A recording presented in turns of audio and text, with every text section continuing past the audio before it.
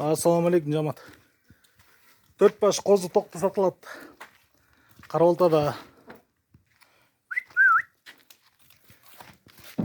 Эко жаңы тиш сайып келеді. Эко қозы тиш. Төртең bir қоро бирен. Так, бойлору 82-85-nin тегереги. Kulakları 18-19. Kırgızстанның Любой жағына салып жіберебіз. Қошқор көрелік. Қалған қошқорға қошқыла. Төртөнің дүң басы 110 000 сом. Haydi koş.